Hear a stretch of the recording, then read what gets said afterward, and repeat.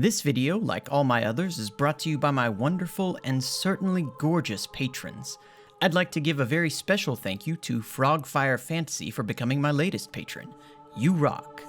If you'd like to join them in supporting the channel, as well as getting benefits including those you see on the screen right now, you can go to my Patreon. There's a link at the end of the video and in the description.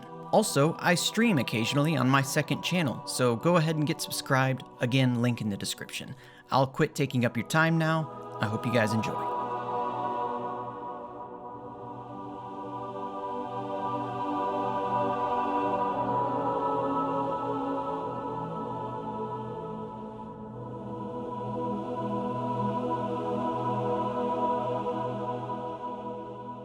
The Red Box. Is that him? Lavinia whispers. Oh yes. Nobody does unnervingly bewildered like our boy Zur. The Titan points down into the shadows of the tower hangar, where a cloaked figure hunches over nothing, as if run through by an invisible spear. He comes here to trade. We didn't let him in, but we didn't stop him either. Lavinia, as afraid of success as she is of failure, shivers through a thrill of nerves. Zur, she corrects the Titan, then feeling like a pedant. Sorry, Cryptarch habit. Right, Zur, that's what I said. The Titan shrugs. I like old stuff too, Cryptarch. Go ask your question. Lavinia's mother told her that on the day of her birth, a witch pronounced her lucky. She will have to trust in that luck now. She descends to the hangar floor and walks determinedly up to the thing. It does not even lift its hood to look. Zur, she says, unsure of what to do with her hands. I'm Cryptarch Lavinia Garcia Umertawil. I've chosen you to study the Nine. As all fools do, her master told her. I want to ask you a question. You have no need of it. The voice hidden in that squirming face is a man's, low and incongruously clear. He sounds, Lavinia thinks, as if he's trying very earnestly and very hard to be understood. But I will give it to you. She has practiced this question, clung to it as her anchor when she drifted away from her master and friends. We salvaged information from a ghost on Venus in the Ishtar Sink. It described an artifact found by our Golden Age ancestors, a copper box, painted red, lightly damaged, full of dust. On the individual motes of dust, we found engraved maps of rocky worlds, Mars, Earth, Venus, other planets, maybe every Earth-like planet in the galaxy. Zur lifts its grasping face. She sees an almost human curiosity, but stretched over the rack of an alien shape, a provisional superstructure cobbled together to make a man-like form, ever on the verge of failure. Planets, it says. My motions, in large part, depend on their configuration. She doesn't shudder. Much. My colleagues say the artifact came from the Vex, as a warning that they will exist wherever we go. But I think, she swallows, I think it's from the Nine. Did the box of dust come from the Nine, Zur? Zur's eyes shine at her. I am here for a reason, he says. I cannot remember. The dust has changed. The dust is precious. Yes. Did the Nine send us the dust? Why is the dust precious, Zur? Why dust at all? Why not a letter, or a clay tablet, or anything clear? Blood, Zur says, and makes a sound like a cough. The blood is transformed. The wish is granted. The dust is commingled. It can't be the Vex who sent it, she insists, as if Zur is another stubborn Cryptarch who won't listen. Lavinia, you must stop babbling. The Vex use matter as a substrate for computation, not a medium to communicate. How is it that the Nine can map the mass of every rocky planet in the galaxy, but not send us a message on the radio? Why Venus? Why dust? Much of dust was once cells, Zur says, and coughs loudly. This dust was once the Nine. It commingled. It was forever changed. That percussive cough again. Dust to dust, one dust to another. The Nine are the flesh of dust. Lavinia realizes that the agent of the Nine is laughing.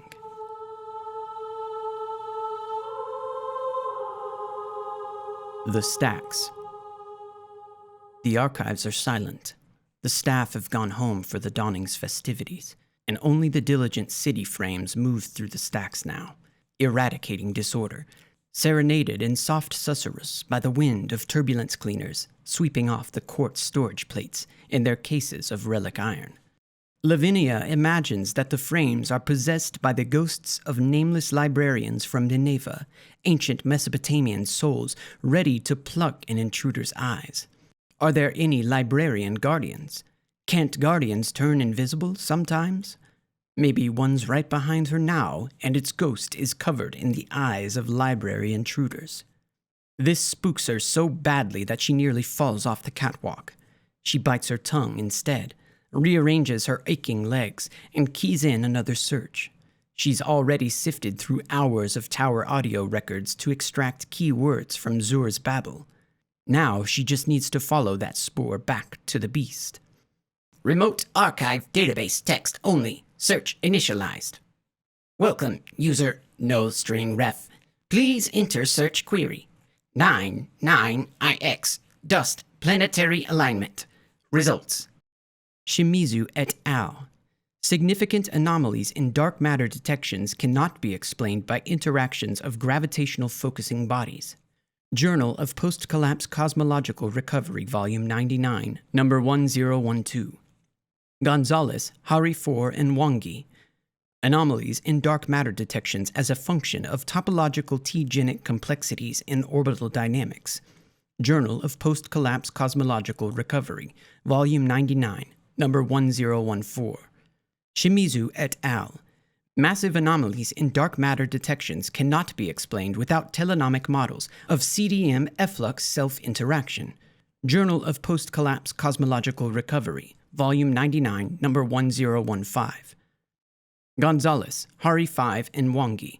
Cold dark matter anisotropy as non-telenomic result of scale variant coupling between mass and dark stellar wind.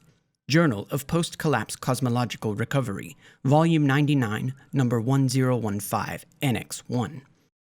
Shimizu et al. Non-overlapping magisteria or interference pattern. The role of seizure by necessity, by the redeployment of scientific instruments for city defense. New Thoughts in Post-Red Politics, Volume 1, Number 18. Lakshmi 2 and Hari 5. Do cognitive insight excursions cause spontaneous exo-reset syndrome? A case study. Unpublished archive material. Personal collection. More results? Strange. Very strange. Full of references to the dark matter wind blowing through the solar system. A fact of galactic weather which every schoolchild learns and never thinks about again. Something brushes across her scalp. Lavinia jerks up from the screen, one bit lip away from a scream. A sensor mite, barely a glitter in the dark, tumbles past on the air currents. It will come after her body heat, and if it identifies her, then her master will have her writing ethnographic studies of deep sewer graffiti. Hastily, she keys in her next search string. "Come on, Lucky Lavinia," she whispers, though she hates the name. 99IX Red Legion Gaul attack on city undetected, unforeseen, no warning. Why? Results. Consensus Committee on the Invasion and Occupation of the City, CCIOC. Final Report. Chapter 13. Red Legion Warfighting Doctrine and the Problem of Strategic Surprise. Free document. CCIOC. Annex to the Final Report. Failure of City and City Allies Early Warning and Intelligence Systems. Unpublished, redacted document. Sensitive to city security. CCIOC. Annex to the Final Report. A culture of permissive espionage. The openness of the tower to faction agents and unknown vendor entities, UVEs. Unpublished, redacted document. sensitive to city security. Shimizu Hassan, unexplained CDM self-interaction immediately before the Red Legion invasion of the city. Coincidence or purposeful interference? Rejected manuscript. Shimizu Academic Store. More results? Why rejected? Unexplained CDM self-interaction immediately before the rejection letter. Reviewers concur that the paper does not provide a mechanism by which cold dark matter could interact with city sensors. Military experts attribute the Red Legion's stealthy approach to electronic deception by Scion operatives. More results? Lavinia freezes. Something with tiny, tiny legs is scurrying around the rim of her ear. She tries to get her hand up, very slowly, but it's too late. The little sensor mite is crawling inside. It buzzes, and the buzz makes a tiny voice. Miss Garcia Umertawil, Master Rahul says. could we have a word about your choices, please?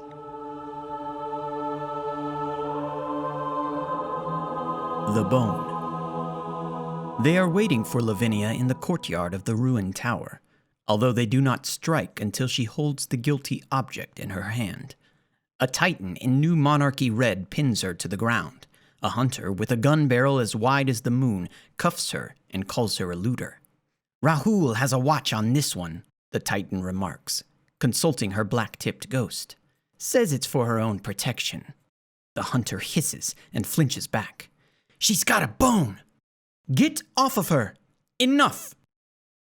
This new voice is strange to Lavinia, but the power in it can only be Ikora Ray's.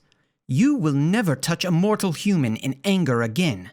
That is not our purpose. Thunder booms. Something detonates nearby. Lavinia's ears pop. She gets the sense that, voluntarily or otherwise, the two New Monarchy Guardians have vanished. Lavinia tries to stand up, but vertigo and the cuffs pitch her sideways and she lands hard on her hip. Master Ray, she gasps. I'm sorry. I should have filed a... Lavinia. Ikora's coiled fury has a tooth of fear in it. Open your left hand. There's a bone in her hand, a long chunk of jaw with one huge white protruding tooth. It's warm and comforting and solid. She clutches it protectively. The key, the egg tooth that will crack open the mystery of the Nine and put her back in her master's good graces and save her from the probation Rahul dropped on her when he hauled her out of the archives. With an effort of will that makes her shout out loud, she opens her fist and drops the Ahamkara bone. Ikora makes it fly away. You weren't after the bone. It was after you. Did you make a wish, Lavinia? Did you ask to know about the Nine? She tries to explain that she didn't, that she only wanted to track the bone back to its source, Venus, hopefully, and to learn why the Nine needed the Ahamkara. Why do you think the Nine needed Ahamkara? Ikora asks, dangerously. To make wishes, Lavinia pants.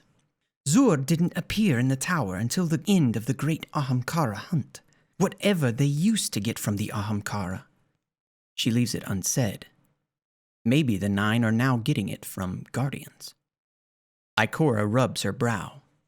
I can't stop you, but if you keep looking, I can't protect you from the consequences.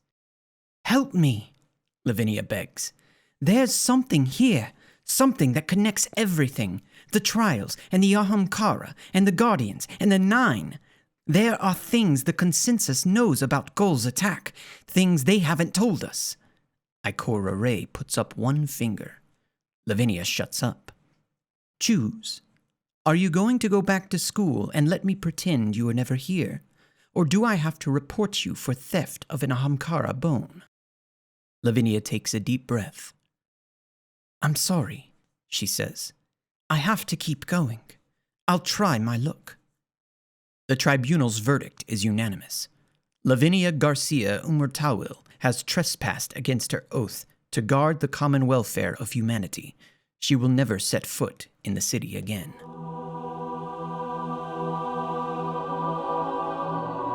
The Kell. The reef is punch-drunk.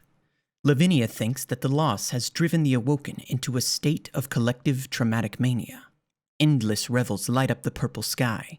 People leap off the world and drift away into the artificial atmosphere to be collected, protesting woozily by the skiff load.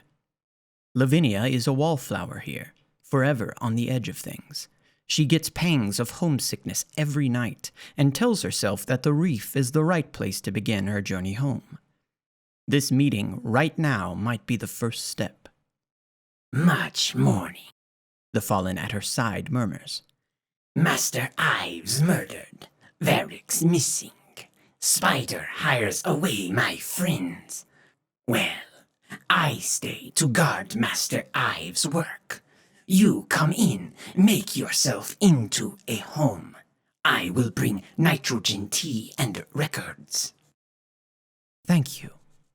Lavinia wants to laugh or maybe cry at the malapropism. If only she could make herself into a home. But it'll be all right in the end.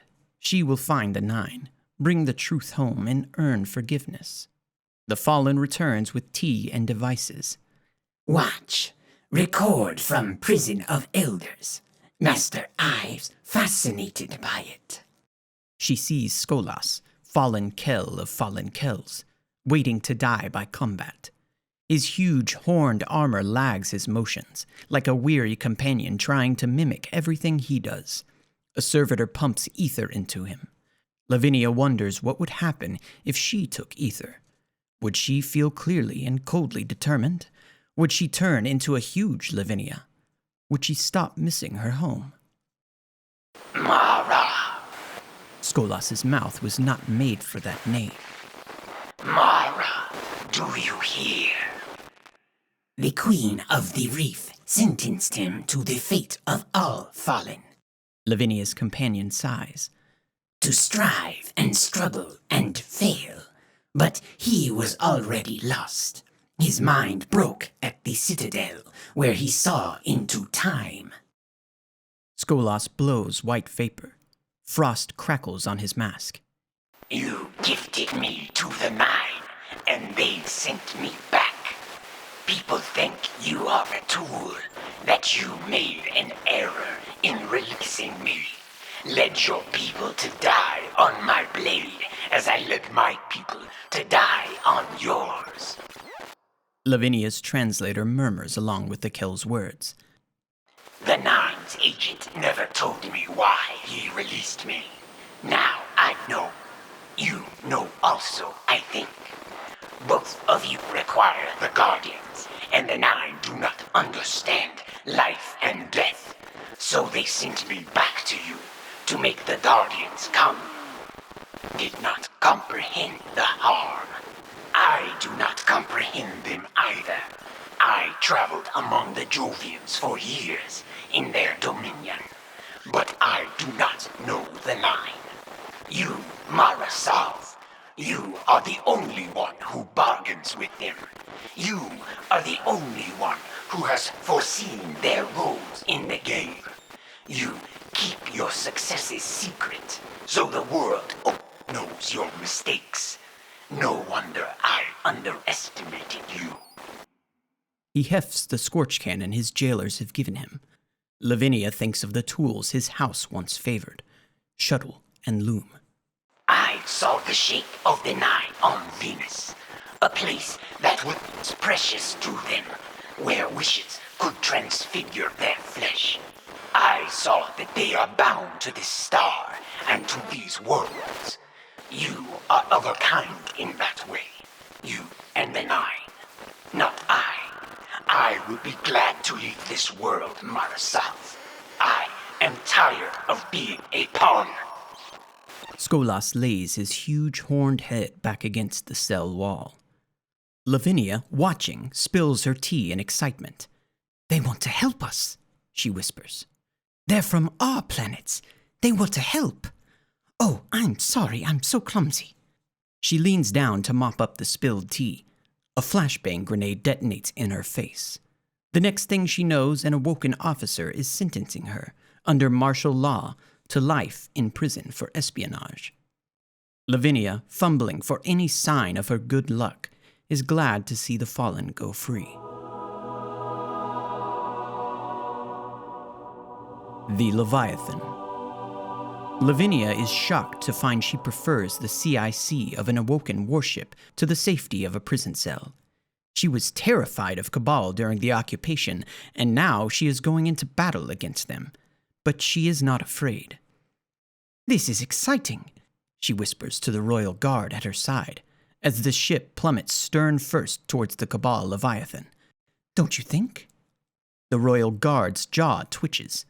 Either she is sub-vocalizing in code or chewing her tongue off before she insults Paladin Kamala Rior's honored guest. 3 minutes to closest approach, the flight dynamics officer calls. "Inco, target emission status." "The Leviathan is illuminating us with sensors. No change." Paladin Rior pulls Lavinia out of her nook. "Miss Umatawil, please come observe the instruments with me." "Do you do this a lot?" Lavinia wants to impress Paladin Rior, who sprung her from jail because, in her words, "Every brain in the reef is busy thinking about one problem, so I need your brain for another." Lavinia doesn't want to let her down. "Step on the tiger's tail with these flybys." "Shows of force," Kamala corrects her. "We need Callus to believe that we're prepared to meet his ship with our own fleet, and if we can investigate other mysteries along the way, like your theory about the Nine, then all the better. Here now, this is the device you requested. Please observe." Kamala shows her a plane of black glass, illuminated by a faint purple fuzz that sweeps left to right. Lavinia touches it in awe. "That's dark matter." "Correct. Every schoolchild knows that most mass in the universe is dark matter, but it is nothing more than mass, and it never forms structures smaller than a galactic halo. Dark matter has no charge, passes through itself, never gathers into clumps, and has no chemistry. It is only ever dust. If you're right," Kamala draws in a breath, "any moment." "Drive field error," the flight officer calls. "Minor perturbation on the leading edge. We are encountering unexpected mass groups. No corresponding radar or LiDAR contacts." The black screen of the dark matter detector explodes into frenzied purple-white shapes, like the webs of a spider locked in sensory deprivation for 1,000,000 billion years. Thick cords of shadow stuff that twine into strangling arms, which branch again into thousands of tiny fingers that pierce straight through the Cabal Leviathan. "Oh my," Lavinia breathes. "That's the dark matter we're passing through." "Correct.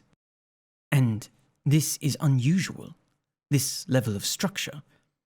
"Miss Towel," Kamala says, "a single molecule of dark matter would be unusual. This blasphemous excess, this is impossibility." "No," Lavinia thinks. "This is the Nine. They're looking at Callus. They're reaching out. These are their hands." "We should have thought to use this sensor earlier," Kamala muses. "Our queen invented it to assist navigation when we were losing ships near Rhea. A Phaeton backscatter scan. Very clever. Everything she did seems to make sense eventually.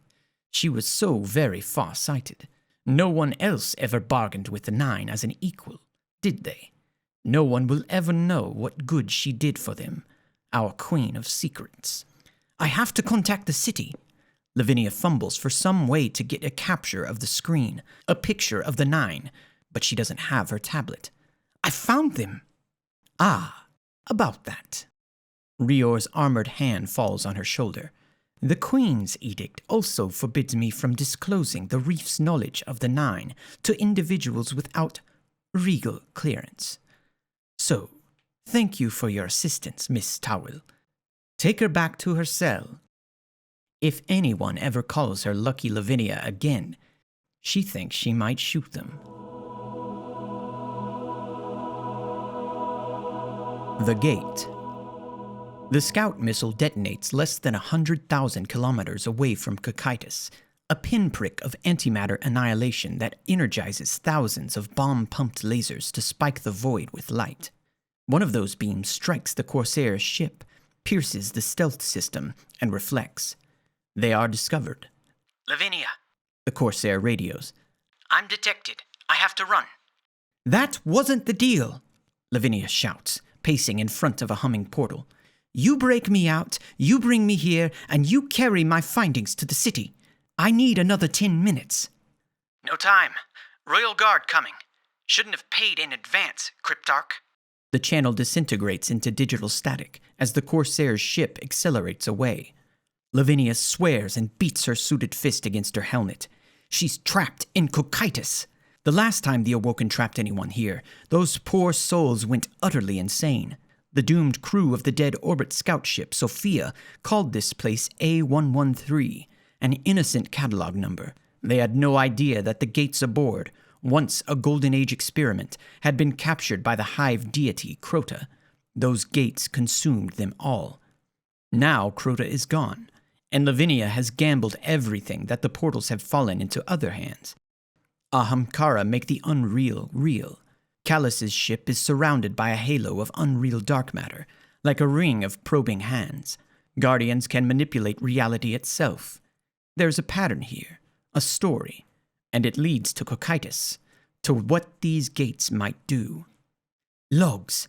She pages frantically through the observations left by the Awoken sentries once stationed here. Cocytus was abandoned when the Red Legion attacked. All its defenses scavenged to reinforce Vesta. What came out of the gate? What did you see? Event 1 time, 000000. Portal 3 emitted a hydrogen nucleus. Over 72 hours, emissions developed from diatomic hydrogen to nitrogen to carbon, oxygen, water, and simple organic molecules. At the 80-hour mark, a pellet of thick black hydrocarbon tar. Until 823415, the gate emitted tar containing complex monomers and polymers. Come on, Lavinia barks, paging ahead. Come on, damn you! Give me something real! Give me the 9! Event 1 time, 524:03:11. Portal 3 emitted a living organism. Death was immediate. Autopsy team reports a spherical body, radius 1.1 meters, surfaced in hydrocarbon tar. Deep, evenly spaced throats converged on a central cavity, perhaps intended to serve as a lung and stomach. The body consisted of undifferentiated tissue of primitive cells. A basic spasm reflex forces air down the throats. Without enzymes to catalyze metabolism, the organism could not survive. Cell death occurred instantaneously throughout the mass. There were no provisions for self-repair or reproduction. Lavinia reads this again, horrified and fascinated. Something on the far side of the gate is learning to assemble atoms, molecules, even haphazard life.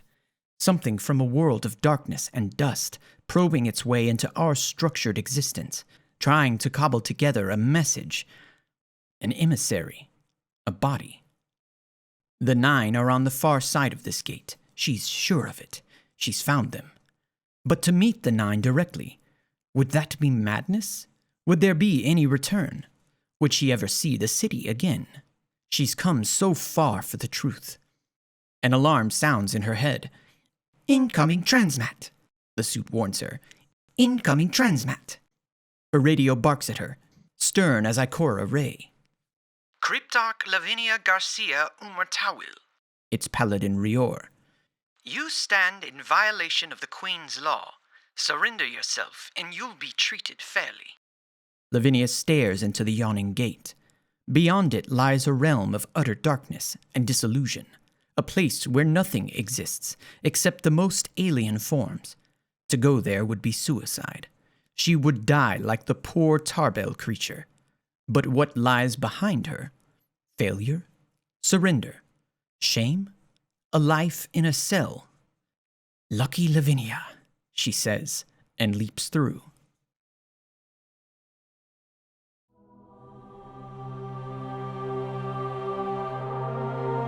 The Declaration. You want our source, our primal cause? We are the shadows of your world's mass. Oh, dark dust, ever gravity flowing. Intelligences world round each world's core. 9 hourglass pinches in a galactic wind. Too large to see. too small, too many. Our mass binds, your matter frees. Our philosophy, they divided. We try to guard and nurture you, And we cherish you as shadows cherish flame. watching swift bright lives flicker down. Sustained by the patterns of your thought, but distance is unreachable. Beyond what we are or what we were, the answer lies in severing. Two sides, a single goal. Alliance and contact, solitude and silence. Do you understand our fates are intertwined? For you see the anisotropy we sustain. But decay is decay is decay. A colossal fragility, a complex fiduciary. Tongueless we try to speak. There must be another way.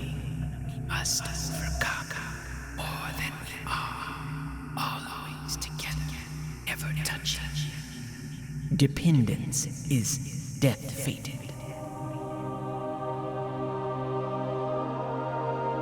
The Nine. I am. I am. I am. I am. I am. I am. I am. I am. I am. I am. I. At first, this is all the loop of dust can calculate. It's the hardest thing in the universe for the dust to make a loop at all, because, like a gust of wind or a river, it was only meant to move one way.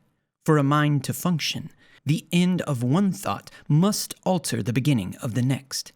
So, like rivers, like wind, the Nine could not have minds until they could make loops.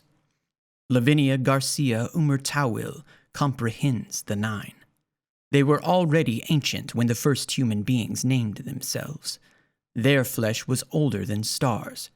The dark dust wind that blows through the galaxy, pinched by the gravity of Sol and its planets, drawn into their cores and exhaled again. These were the Nine. In time, loops did form. Great arcs of outbound dust collapsed back to their sources to create circuits of shadow. The thickening and thinning of these circuits were the first thoughts of the Nine. They dwelt in massive indifference, unborn primordial gods. There was no force among them except gravity, no structure except the distribution of mass. Their hearts were in the cores of worlds, but their farthest streams faded into the turn of the galaxy. They were the fountains of Alkis, the night before chaos. But life arose on the worlds at the heart of the Nine. Tiny complicated motions of ecosystems and metabolisms and computations. That life left mass shadows in the wind of the Nine, plucking at them like harp strings. From these trembles of structure, the Nine learned to seed enormous resonating waves, thoughts faster than worlds. So the Nine awoke, and in time they understood that they were as fragile as they were mighty. For if the life that seeded their thoughts ever passed away, they too would vanish. They had no eyes to catch light. They had no ears to hear, and yet they turned their wills upon the alien world of matter and strove to learn, for they knew they had to protect their hearts or die. With a horror of revelation so absolute that it would drive her mad if she still had sanity to lose, Lavinia understands where the Nine have always been. They are within everyone, every system, every living and moving thing. Trillions and pentillions of slim, dark matter tentacles plunged through all our bodies, drinking up the complexity of our lives and thoughts. We are all pinched silhouettes, impaled on the twitchings of infinitely long spider legs. The Witch. Came now the traveler, and with it a strange hope. For the traveler's light had the power to cause without causation. If the Nine had the light, they could seed their own minds, free themselves from the dependence on matter life. They could gain forces beyond gravity to structure themselves, and so become more than wraiths of dark dust. They could enter the mad alien superworld of our chemical reality. So they turned on this new hope and were divided. Come to me. A voice calls to Lavinia, although there is nowhere to go, nothing to be, not even emptiness, but the absence of everything to be empty or full. Lavinia perceives without emotion that she now exists as a structure of dark dust, a sandstorm blowing against itself. Come. The voice calls. I am Nasia. You are not safe. Come with me. Not safe? No, of course she is not safe, because there are factions among the Nine. One faction sent Zur and Orin to study the Guardians and the Light, to seek the secret of effect without cause, and to protect the source of that secret, the last source, now that the Ahamkara are gone. Those 5 played at alchemy with the Cocytus gates, turning dark dust into energy and then into matter. But they could not unlock the secrets of our mad existence. They needed ambassadors, go-betweens. The other faction walks a different path. The path of folds and needles slipped through the space-time itself, existential syringes yielding new spaces, to be remade as the Nine desire. They have tried to gather enough dark dust in one place to form a black hole, and found it difficult. When the dark mass collapses in gravity's fist, the dust passes through itself and scatters. But difficult is not impossible, and there is far, far more dark matter in the universe than bright. They will find a way to make new worlds of it. They will end their dependence on life and on the light of Guardians, which the falling veil will soon snuff out forever. In passing, Lavinia sees the entire history of the Queen's interactions with the Nine, more than anyone suspected and more vital. She sees how one of the Nine blinded Guardians to Gaul's approach, risking everything, for Gaul would have destroyed the sun and the Nine with it, to learn how to steal the light. She sees how that one was punished. Come, Nasia calls, urgently. come with me. Come quickly before.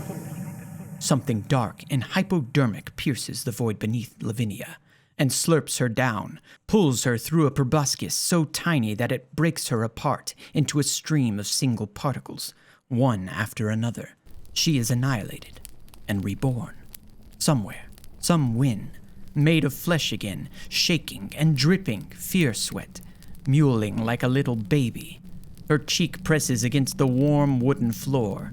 There's a fireplace, and a fire in it, and strong wind outside that sucks at the flames. The clever-looking old lady at the desk looks up. "Ah," she says, "Lavinia, you made it." "What?" Lavinia gasps. "What?" She smiles as if Lavinia's confusion is the sweetest greeting she's ever heard. "Don't be afraid. You've come to exactly the right place." "Where?" "Some place where you're appreciated, where we can really use everything you've learned." The old lady pours a thin stream of tea into a cup of bone. "Didn't I tell you that you were lucky, back when you were born?"